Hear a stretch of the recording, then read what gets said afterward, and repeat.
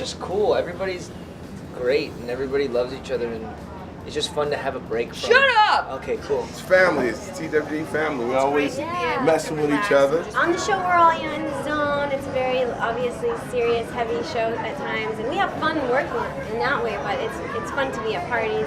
Getting to show up at work and having to do an elaborate, lengthy fight scene with some Brazilian Jiu-Jitsu and Muay Thai and aliens involved. As someone who had comic books as a kid, that's kind of a dream come true. I'm having more fun than I thought I would ever be allowed to. To be part of the Marvel Universe, it's such a huge part of pop culture now. The movies and the shows and the comic books, and it's kind of nice to have my own little piece of that. The fact that you're a part of this thing that's been going for 75 years, that has worldwide resonance, and yet you get to add your own contribution to it in a unique way. It's fantastical, you know, it's a comic book world, but it is very gritty and very real. The fact that it's a theatrical universe and yet also at the same time allowed to be real people, there is a level of humanity to all of the characters, you know, is really exciting to play as actors. The material's fantastic. I think he's just a great character for television, I mean, now that he's in the comic books, I think that's fantastic. Wearing the superhero suit. It's been so long since I've put it on. Yeah, we had a couple of minor tweaks done by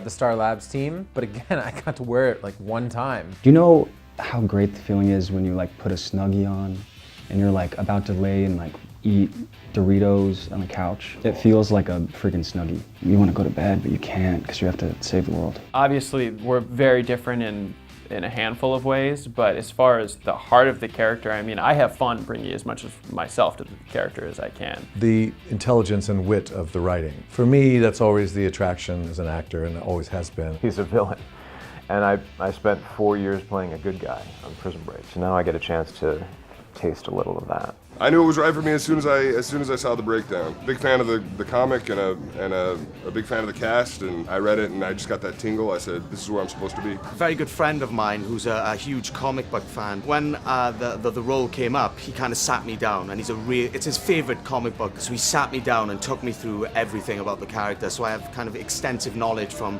one of the biggest fans. And since then, I've obviously been reading all the comics and getting into them, and I've become a huge fan. Playing a zombie was okay. Playing the medical student was harder. Me trying to sound convincing playing that is actually a lot harder than the sort of grunts and groans of when Liv goes into full zombie mode. That came weirdly naturally. Genuinely fabulous to be part of this show that celebrates women and womanhood. In amongst our fantastic, as you rightly identified, ass-kicking action adventure, there's actually a kind of social truth being told here, and we have the most wonderful, kind, funny, beautiful leading lady.